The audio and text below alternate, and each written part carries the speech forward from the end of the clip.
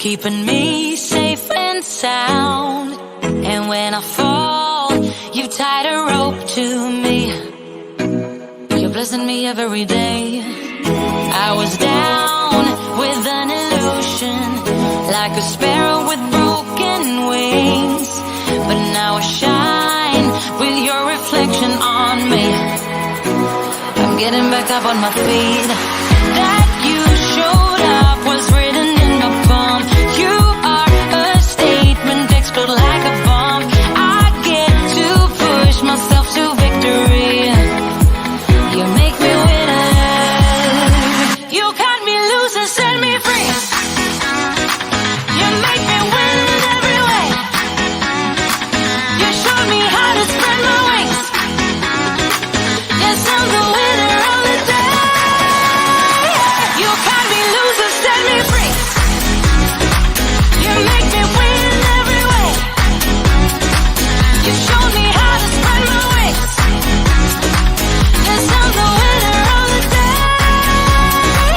Yes, I'm the winner, yeah.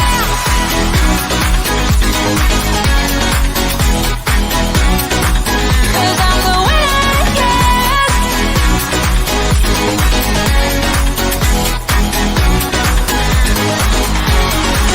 Am I awake or am I dreaming? So far gone, I won't look back. And when I move, there ain't no stopping me. You're pushing me up to the top.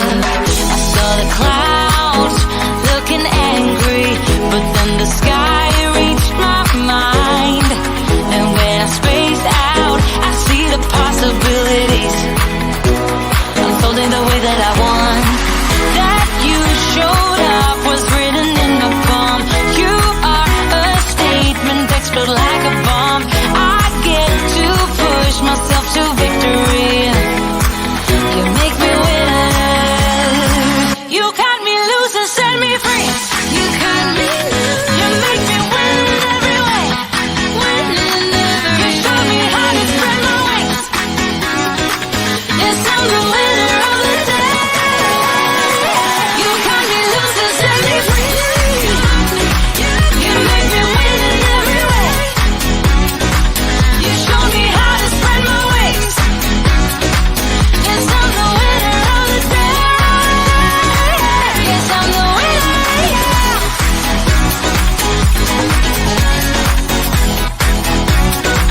'Cause I'm the winner, yes.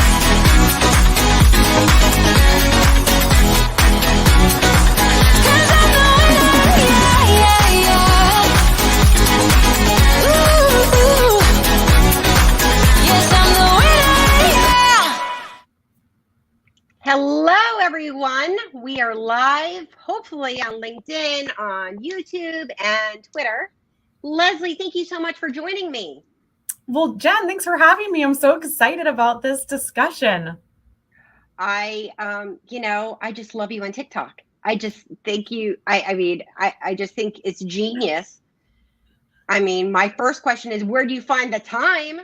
But I think it's really amazing what you're doing there. So I'm happy to bring this conversation to the forefront of everyone's mind because, I see what you're doing and I'm like, she's gaining so many followers and so much traction. I'm like, what's going on? That's very kind. Thank you. How do I find the time? I would say I'm going to share this secret only with our pod here on this LinkedIn Live. But the secret is that, one, I batch create my content. So it seems like I'm constantly recording because I'm posting every day, but I'm really recording once every 2 to 3 weeks once I have a good list of stuff. So that saves a huge, huge, huge amount of time. The other thing that people might be really surprised about is that, like, I do the least on TikTok. I record in the app, I edit in the app, I only use my phone. Like, I don't have a fancy microphone or fancy equipment, and I don't have an editing background. And I was still able to find a ton of success. So I do the least, but I make sure that I, show up and provide valuable content. I hope. Definitely, it's very, It's very useful. But it's one of those things. Every time I watch one, it's like I know that, but I haven't thought about it in a really long time. It's those subtle reminders that sometimes people just forget. Right? You're living your life. You're doing your thing, and that's what I love about a lot of the content you're bringing, not only to TikTok but to LinkedIn and Instagram. You're like everywhere. I'm dabbling in Instagram. LinkedIn and TikTok are still it for me, but it's funny that you say like those little reminders, because I've even found that that's true for myself, that I'm like, oh, what should I talk about? Or, what am I kind of hearing in the broader ecosystem that I should make some digestible tidbits about? And it will be things that I'm like, ooh, I actually maybe have fallen away from the foundations, or I should bring it back to the basics on that one, or I should really practice that objection more. So it ends up being that, that kind of exercise for me as well. Yeah. So I do want to know where you get your inspiration, but I also want to say, we've got someone in like commenting that is spam. And you don't have to go anywhere else if like you are in the stream of like conversation. You should be able to see me. You don't have to go anyplace else. So I will be sure to be reporting and blocking that person. So I so apologize if you're running into any spam. And the other creative. Right? I'm like, she's literally trying to like take my people someplace else. And let me tell you, I'm very grateful for anyone who joins me on live and who takes the time to, it's a half an hour, but I'm very grateful for it. So that's really annoying to me.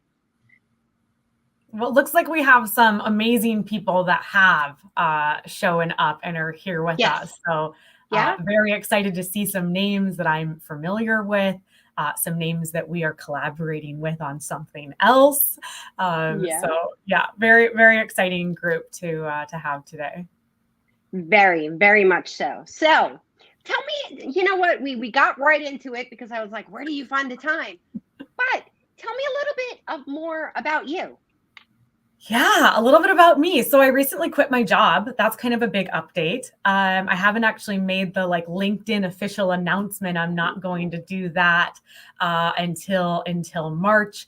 But I am doing my sales consulting business full time now, which is sort of my purpose project, my passion project, and it's a lot of the same, that work is a lot of the same reasons I love making TikTok, connecting to women in sales, connecting with sales newbies, or maybe folks that think you can only go into sales and make six figures if you have a full-time job or not a full-time job, a college degree.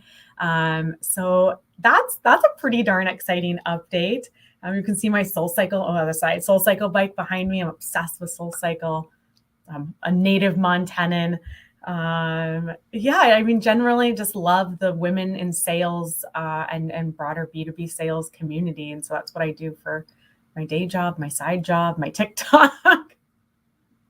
That's amazing. And I love it. And Catherine here reminded me, thank you, Catherine. The Heels to Deals women are in force today, which is awesome.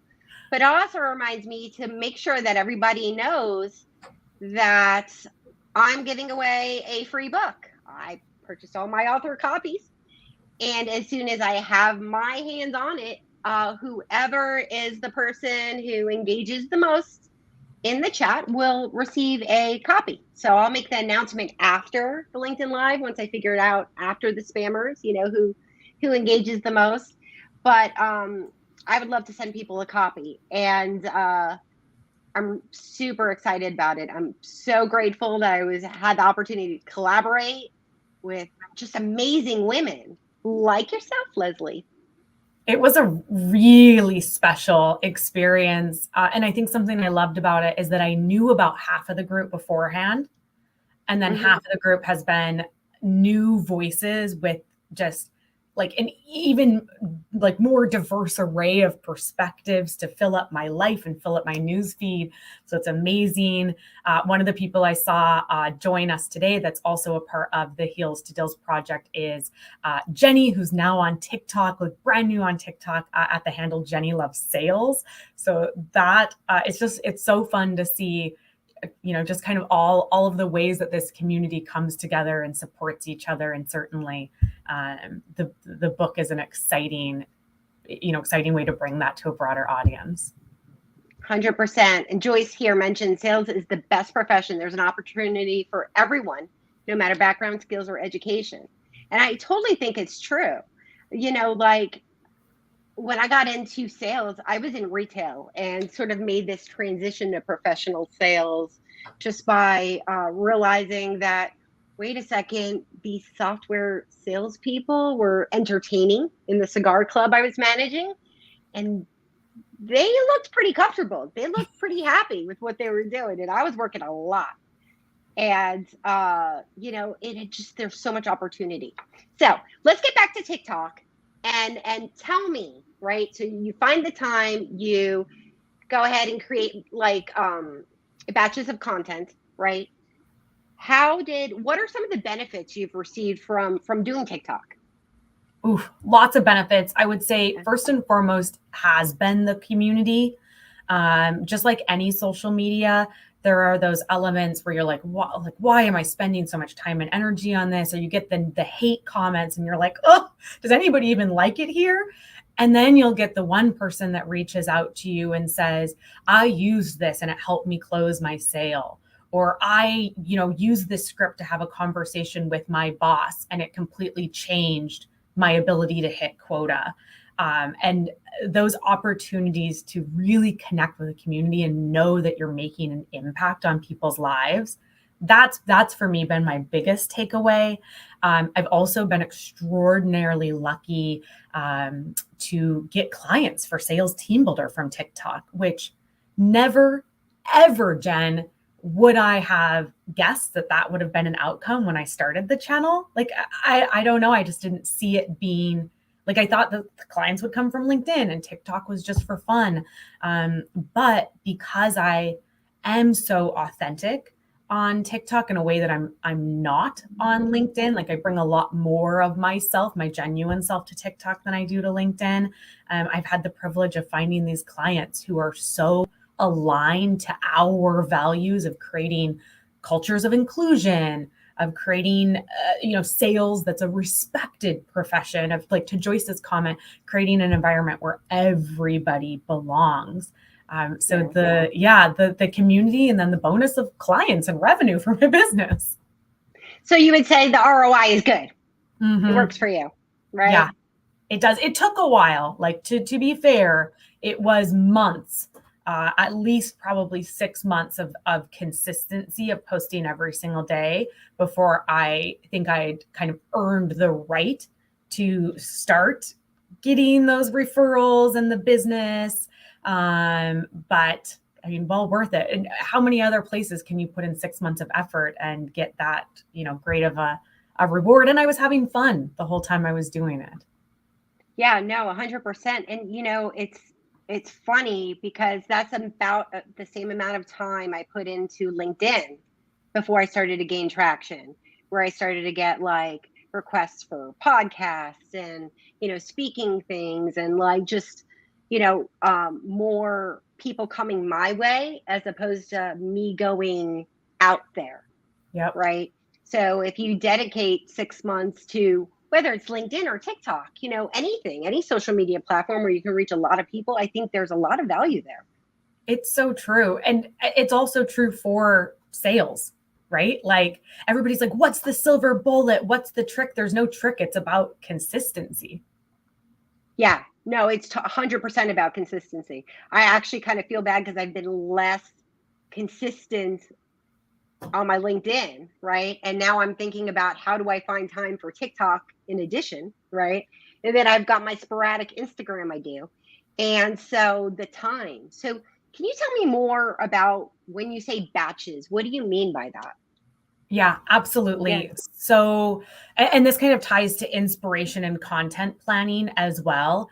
Every time I get an idea, I text it to myself. I mean, people can put it in notes, they can put it in Notion, whatever works. But I create a running list of ideas. And then when I'm ready to create content, I look at which of those may be more of an umbrella idea and where I can even break it to create different threads, different videos, because an average TikTok should be between 8 to 30 seconds. So they're pretty Yeah. punchy. And then I will sit down for 3-4 hours at a time and record every single piece of content, every single idea. And then maybe the next day or a couple days later, I'll spend that, same amount of time or a little bit more, like 46 hours in the app, editing the videos, adding captions, getting the images up, making them ready to post.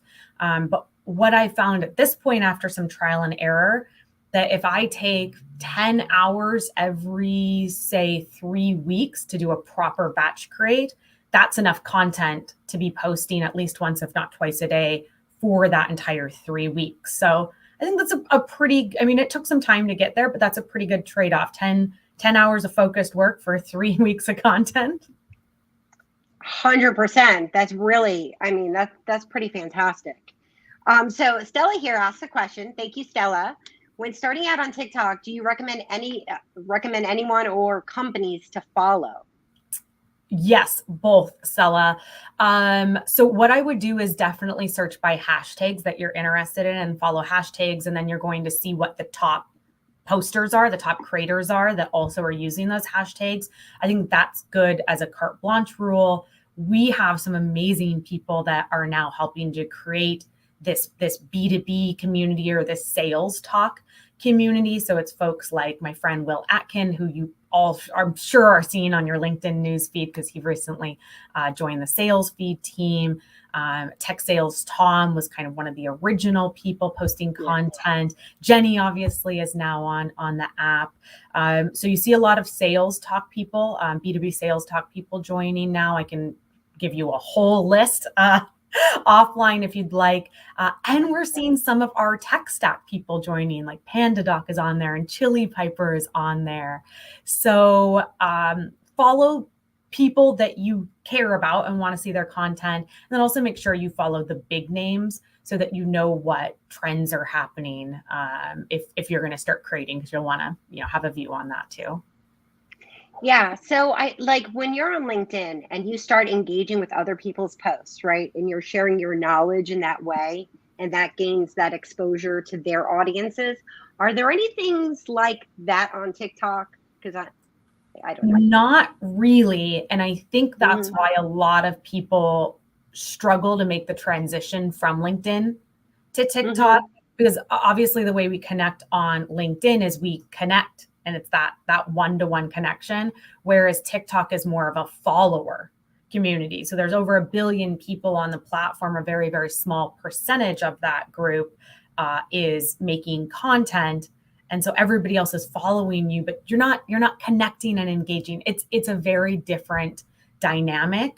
But I would say that something I've had a lot of success with in terms of building a community and getting people that don't just follow me, but come back to my videos over and over again and leave comments, is when they leave comments to always reply with something thoughtful, or when they ask questions to take the time to do a reply video that's personalized to them. It's not going to be viral content. Like you can't be doing the engagement and making the reply videos hoping that that's going to be your rocket ship post. But it's often those posts that only get a couple hundred views that I think are most meaningful when it comes to building that high engagement. Yeah, 100%. And I noticed that about video, even on LinkedIn, is that while it doesn't get as much traction or as many views, the number of people who view it, who feel like they know you, or who get more of an impression of who you are, is stronger.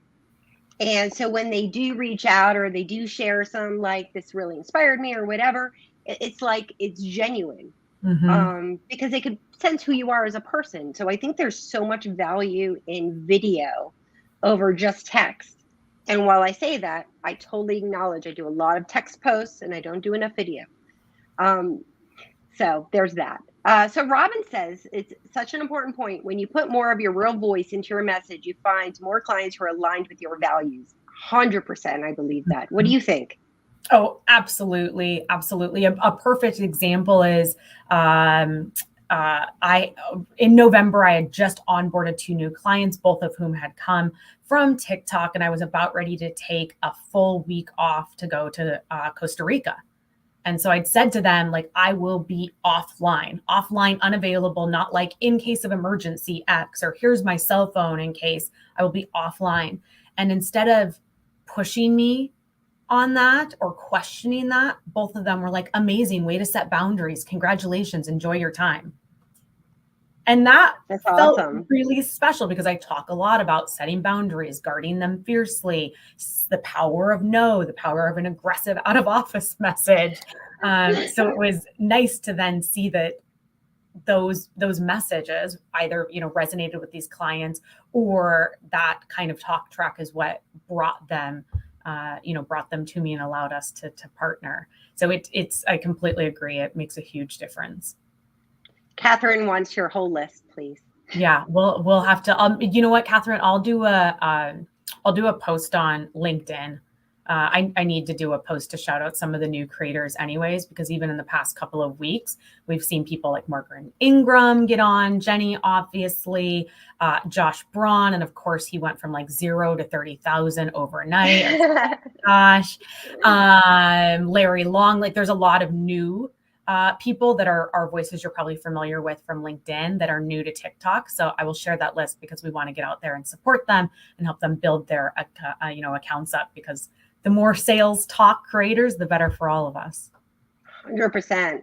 So Jenny asked, does it ever start to feel less cringy to create content? That's a good question, because sometimes I think the answer is no. No. I would say I've gotten a lot more comfortable, Jenny, but I'm still like so self-conscious so often. There's a function that's TikTok lives, but you don't go live with somebody, you just go live by yourself and then you talk at a camera.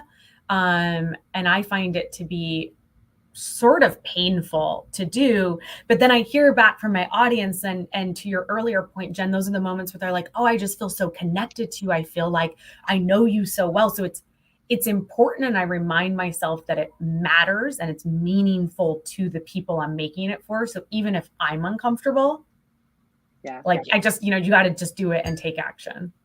100%. I've had some uncomfortable moments on LinkedIn Live, right? Like, people joining me who like make me think of a story, and I decide I'm going to share that vulnerable moment, and afterwards I'm like, oh gosh, that happened.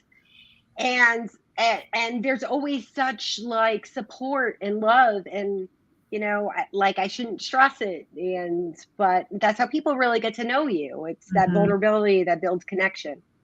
Yeah. So Jenny asked, how important are trending sounds and hashtags?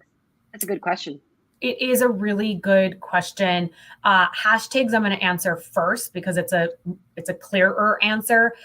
Very important. I always max out. Well, not always. I most often max out and use like the full 5 to 6 that you can fit in the caption.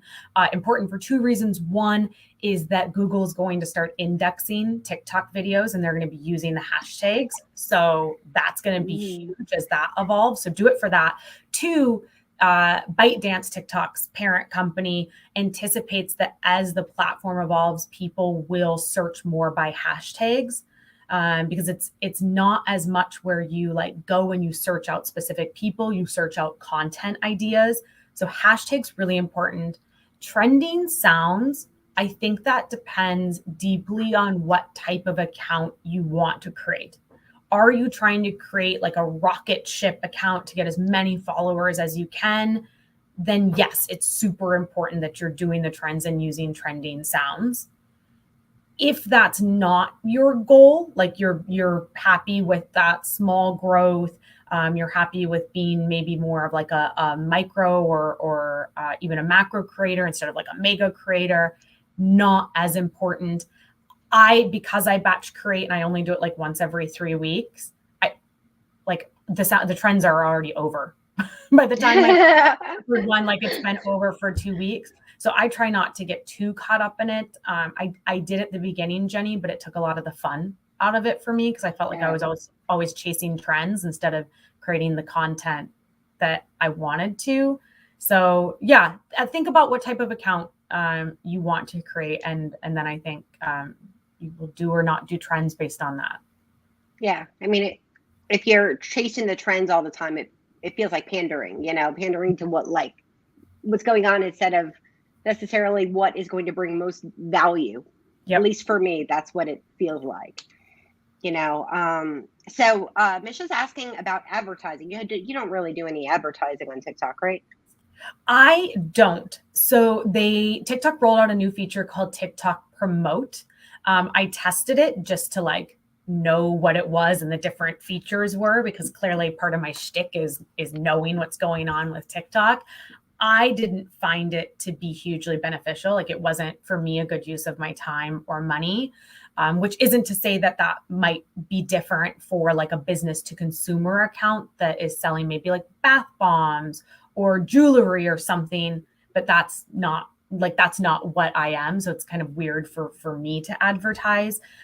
What I will say is that on the TikTok for business accounts, you automatically can put a link in your bio. So without paying any money, it's easy to be able to say, check out the link in my bio if you are selling something. So I might suggest that as a way to advertise without having to be more formal or to put, a financial resource against it. That's interesting. Okay, so we have so many questions coming in. What is your setup like? I have no setup. When I tell people that I'm doing the least, they don't believe me, but I have no setup. I do not record with a ring light or a fancy anything. Here, I can show you because I'm TikTok live right now as well. So here, this is it. I put my phone on this little stand, and then I press the record button, and then I make some videos, and then I upload them, and people like them. Certainly you can, if you feel more confident having a more robust setup, do it.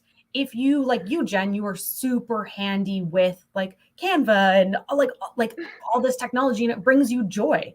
So cool. If you're going to do TikTok, you should absolutely, incorporate those strengths you have. Those do not happen to be my strengths. I just stick with what I know. For me, I think it's that I don't do anything halfway, right? I can't just let it go, right? So I've got a light here. I have a light here. I have a stand for my phone with its own light. And I'm now using my standing desk, which has got I don't do anything halfway. It's ridiculous. So if I'm for you. But if I'm going to start doing TikTok, then what is it I'm going to have to buy? What technology do I need? Because the tech stack that I have for my LinkedIn Live, you would be shocked. Literally no tech stack. That's why I think TikTok is so accessible to everybody. And that's why I think everybody should take that chance to start creating some content, because you really can do it with just your phone. And often that type of content that feels a bit more raw is what performs best. 100%. It's been a while since I did a ladies happy hour, but I used to have a group of 8 women join me for a ladies happy hour on LinkedIn Live. And that was always the highest views, most commented. And it's because it feels like happy hour. It feels like we're at a bar and you're just happen to be a fly in the wall, and we're just talking about what's really happening in the world, right? For us, anyway. And those always do the best, and it's because it's that insight into our minds. It's intimate. Yeah, it is. So there's a question here: how do you decide what topics to focus on TikTok? Yes. So the mantra for TikTok is to create content that either educates, entertains, or inspires. So if you're thinking about, what kind of column should you fall under, those are sort of the 3 directions to go. One thing that is really important on TikTok, because the algorithm is wild, is that you do kind of have to stay in your lane. So it's a plus and a minus. Like it creates consistency. You kind of show up every day and you're like, I need to create more sales content. I need to dig deeper into sales topics. I should redo the same topics I did a few months ago because it's not getting pushed out to just your followers. It's getting pushed out to this, huge flywheel of people. But then on the negative, it does force people to stay a little bit more one-dimensional in some ways. It's something that I'm struggling with right now as I work to even bring like more of myself to the app. And I've done a lot of like LinkedIn stuff, obviously a ton of B2B sales advice, a ton of conversations about what it's been like for me to be a woman in sales and what gender discrimination looks like and what good looks like on the other side for inclusion. But if I try to do anything outside of that, it's like TikTok is just like, what are you doing? Who do you want me to push this video to? I don't understand. This isn't what your account creates. So find something that you like talking about, because you're going to have to talk about that one topic a lot. When I do branding, like with people and like companies and stuff, one of the things that I suggest is really coming up with some brand pillars. Like my brand pillars are sales and leadership with hearts, women in sales, and like diversity, right? So all of my sales advice is usually like slanted towards that authenticity and bringing your whole self, right? And so those are my pillars. And so usually most of the content is around that. And it sort of works for me because I can outline, okay, these are all my stories and these are all the things that I truly believe in. And usually I look at my list and I'm like, oh, I could always come up with something new based on those pillars because there are things I like to talk about. Yep. That's great advice. I mean, I have an article about how in some ways that women in sales stuff, when I was on a job hunt, kind of hurt me, except that it made sure that I didn't go with an employer that would have a negative perception of my brand, right? When you show up live, exactly who you are, people know exactly who you are. And so there's value in that. Yeah. Well, I just had that experience actually with some interviews I did last year before I decided to do sales team builder full time, where people, white men that I was interviewing with, the sales leader would be like, well, don't you think that's inappropriate, or don't you think that's unprofessional? And I was like, unprofessional to share my lived experience on my personal social media? No, I don't. Like, I mean, it tells me a lot that it makes you uncomfortable to hear these stories. But to your point, right. It's, I think, it is. And I saw the question that was just up, like, it is really scary and it is hard to find the balance of how much to share, when to pull back, and how vulnerable you can be. But at the end of the day, I remind myself my message isn't for everybody. So I'm creating a message and content for the people that it resonates with versus trying to like appeal to everybody or trying to work for every company, even if they're people that don't necessarily respect the same things we do. 100%. I mean, I'll share this. My most vulnerable post is about miscarriages and having to travel, and it's entirely work related. But it also got me a scholarship to a VP of sales program. Through that VP of sales program, I determined where I really wanted to go with my career, as opposed to just kind of going after what I thought was the right way. And it literally changed my life. And it was the most vulnerable post. It like hurt to write, but it also, it's important that if you have something that is entirely work related, right, that means something to you, that can help other people, there's so much value in people knowing that they're not alone, I think. So true. I mean, if I knew, like, when I was going through that moment, there was LinkedIn Live and TikToks and all those things, to offer me support, I totally would have been there for it because I needed it. That's why I started this channel, 15 months ago, was because I knew I wasn't the only woman that had these types of experiences with sexual harassment and gender discrimination, but I wasn't hearing those stories anywhere on LinkedIn. And I was like, I need to go younger. Like I need to go with that 18 to 24-year-old group and tell them like they aren't alone. It's okay. We'll get through this together. But like, don't give up on B2B sales. Instead, like, let's double down so that you can make a bunch of money and feel safe and included in that environment. On that note, let's talk about the book for a second, right? Yeah, let's talk about the book because we're already out of time. Oh my gosh, that went so fast. Right, Leslie, if you could just promise me that you will go back through some of these comments and just if there are any like questions that are out there, if you could just answer them, I'd really appreciate it. But let's talk about the book for just a sec. So I'm so excited about this. I was so honored when Heidi reached out and just letting people know to me, you know, that this is a valid career path is so like powerful. For all the cons, there's so many pros as well. Tell me, why is it important to you? Why is it important to me?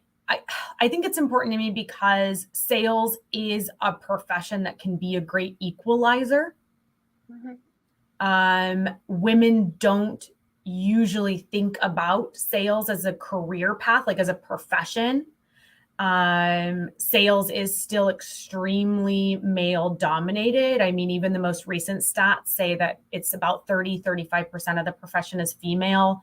When we get into leadership, it's 10 to 15%. So there aren't enough women doing it. There are not enough leaders that people are looking up to, who are women in sales. So it was important to me and I mean, just an honor to have the chance to collaborate with this group of people to say, this is an honorable profession and like you belong here and you deserve this. 100%. And women are particularly good at sales. They beat men pretty much like across the board on every across the board. I mean, I'm not knocking the guys, but just saying that there's a skill set that women bring to the table when it comes to sales, the listening, that ability to build the rapport, that just like there's so much potential, right? And I'm just so excited about the book. Now, everyone, I'm going to go through the comments afterwards, talk to Leslie, we'll decide who won the book. As soon as I get my copies, I'm going to be reaching out to send it to you, but I'll do a post about it, like afterwards, who won the book and all that. And I'm so grateful for everyone who joined us, and hopefully you got some value out of it. And next week, I actually have another one of our co-authors from Heels to Deals, and it's Michelle Baker will be joining me. So be on the lookout for that information. And Leslie, thank you so much. Thank you for having me. And I can attest that your upcoming lineup of lives is like, it's quite a curated list of just incredible people. So I encourage everybody that's with us today to come back week after week to learn from some of the other folks we got to write this book with. Yes. Thank you so much. Thank you, everybody. Thanks, everybody.